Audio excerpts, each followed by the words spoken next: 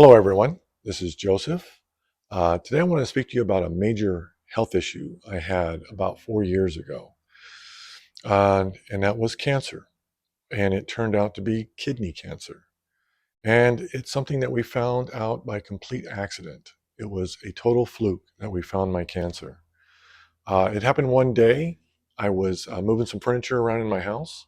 I picked up my large square coffee table and I felt a sharp pain in my groin. I thought it was a hernia. I put ice on it, didn't go away. So I called my doctor and he got me in, but it was about 2 weeks. So I was in pain for weeks. He checked me out and he did not find a hernia. So he wanted me to go down and get a CAT scan to see if it was possibly a groin pull or something else. So I went in for a CAT scan without contrast. It took about 3 weeks to get that appointment. It only took about 3 days to get that report back before it was read. And I just happened to see it before my doctor called me on it. I was in my medical account, it showed up, and I clicked on it. And the first thing I saw was renal cell carcinoma. And I wasn't 100% sure what that was. I had an idea what that was. So I copied it, pasted it into Google, and lo and behold, popped up kidney cancer. And that just shocked me to no end. I was devastated. It also said in the report that a tumor was 2.6 centimeter. So I put that in Google, went on a few sites, and I saw that it could possibly be stage 2 kidney cancer. Told my wife, she didn't believe it. She was very positive, like, no, it can't be that. It's a mistake. We have to, find out more. Let's not jump the gun. So my doctor calls me and said, I need to delve into this deeper. So I'm going to send you in for an MRI with contrast. So I did. It took another 3 weeks to get that appointment. Got that report back as well in just a few days. I read it before my doctor called me again. And as soon as I opened it up, once again, it said renal cell carcinoma. But this time it said the tumor was 1.48 centimeter. So I punched that into Google and it's better. It was a possible stage 1, but still it confirmed it. And once again, I was devastated. Told my wife, she finally believed it. She was devastated. She cried. My doctor did call me and he set up an appointment. He got me an authorization to see an oncologist. He said, I got to get you in to see an oncologist.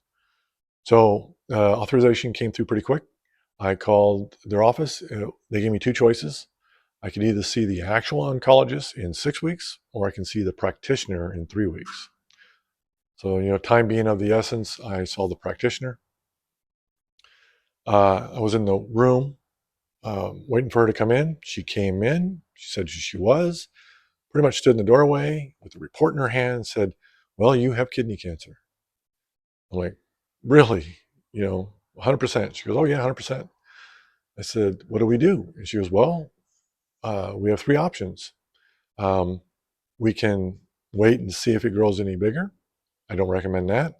We can take a biopsy of it, or we got to pull a sample out, which I don't recommend that because with kidney cancer, it has a tendency to spread. So we need to cut it out. That's what I recommend. We cut it out. Wow, hearing those words, got to cut it out.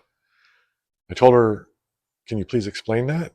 And she goes, well, what we're going to do is just go in there. The tumor seems to be near the surface. So we're just going to cut it out, sew back your kidney, and you should be fine. And I said, so you don't have to take my kidney? She goes, no, you shouldn't have to take your kidney. You should be just fine. You'll have 2 kidneys. So I said, okay, let's go for it. Let's do it. So they put in the authorization. They got the authorization back pretty quick. Made an appointment for surgery. It was about 10 weeks out. Morning of the surgery, went in early, went at 6 a.m. Met with the surgeon around 7 a.m., only for a couple of minutes. Came in, he was pretty much by the book, by the numbers. Told me what he was going to do. And I asked him, so you're not going to take my kidney? And he said, nope. He reassured me. Just going to, the tumor looks like it's near the surface. Just going to cut it out and then sew you back up, and you should be out of here in a few days. I said, okay, let's go for it. So they wheeled me in the surgery about 8 a.m. They put me out, which felt really good for about 10 seconds. I woke up 4 hours later, feeling really good. The surgeon was not there. He was nowhere to be found. But the nurses were there, and they were laughing in the background. I don't know what they were laughing about. They came around and told me the surgery was a success. Everything went well. But unfortunately, he had to take my kidney. And that was really devastating. Uh, they promised me they weren't going to do that.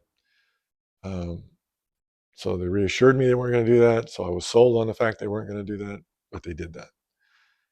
And the nurses told me he had no choice. When he finally got in there, the tumor was embedded too much for him to cut it out. It would be like a hack job and would pretty much damage my kidney to the degree it wouldn't be useful. So he took it. So they wheeled me back to my room. I called my wife. She couldn't be there because this is a time of COVID and the hospital was starting to become overrun. So there was no visitors allowed. So I called her up, told her, honey, they took my kidney. She cried. We were both devastated. So I got off the phone with her. They had put me in a nice room. My nurse was very nice, but they were becoming overrun with COVID. So a few hours later, they came in and told me they had to move me to another room, which was a bad room, tiny, in a gurney with two other people. It was like a 12 by 12 room. It was kind of a nightmare. But 31 hours after my surgery, the practitioner came into that room and told me, they're being overrun by COVID. We got to kick you out. We're sorry. And I just had my temperature taken and my blood pressure taken. I told her, well, I got a high temperature and my blood pressure is high and I'm in so much pain. You really got to kick me out. She goes, yeah, we got to get rid of you. You got to go. So they told me to call my wife, called my wife. She couldn't drive because she has retinopathy, legally blind. Sent her brother down. They wheeled me out to the front of the hospital, freezing cold temperature. It was dead of winter. It was 7 o'clock at night. And they said, since they were being run by COVID patients, overrun, they had to get back in there. So they left me in front of the hospital in the freezing cold. But it wasn't very long. About 10 minutes later, my brother-in-law came driving up, picked me up. So that was my hospital stay. Got me home. I was in a lot of pain. In order to take an organ, they have to fill you up with gas to make room to reach in there and take whatever organ they want. In my case, they took my kidney. So that stays in your system for a while, a week to 10 days. And for me, it was close to 10 days. And it causes a lot of pain. Just coughing or sneezing or moving too quick is just really painful. And it took a few days just for me to get up and walk.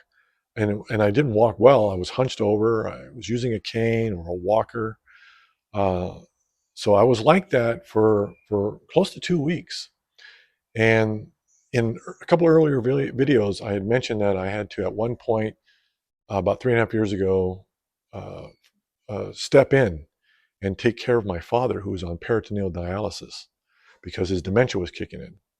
Well, this is when it happened. Like I said, it was about 2 weeks after my surgery. I was a day before I was going to have my stitches removed. The dialysis center called me and said, you need to step in and take care of your father. And I'm like, I just had surgery. I can't. I can barely stand up. He said, well, if you don't come in and take care of him, we're going to have to admit him to a hospital because he's not doing his dialysis properly. His dementia's kicking in and he's just not acting right. So I went and had my stitches removed the next day, told my wife, I got to go take care of my father. And she just couldn't believe it. So that's what I did. The day after that, I had called the dialysis center and said, okay, I'm on my way. Stepped in and I've been taking care of him ever since. And those first few weeks I came back to take care of him was just murder.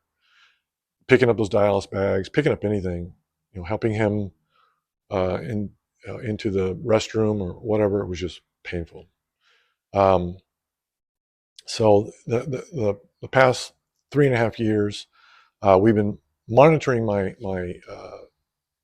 kidneys, my abdominal section with ultrasounds, and I usually get those done. Was at first it was every 4 months, now it's about every 6 months, and everything's looked fine.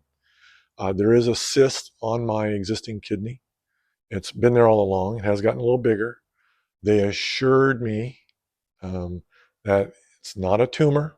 It's not going to turn into a tumor. So, it's not a tumor. And hopefully it won't ever turn into a tumor.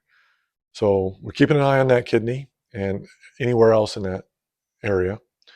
Now, as far as how I got my cancer, I do have a very sneaky suspicion. Even though cancer doesn't really run in either side of my family, except for my father is the only one I know of that actually got prostate cancer about 10 years ago. Wasn't that bad. He caught it early, got it cut out, and he's been fine ever since.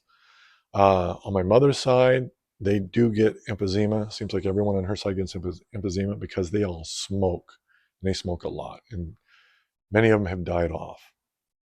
But I was the first person other than my dad to get cancer that I know of that wasn't a smoker.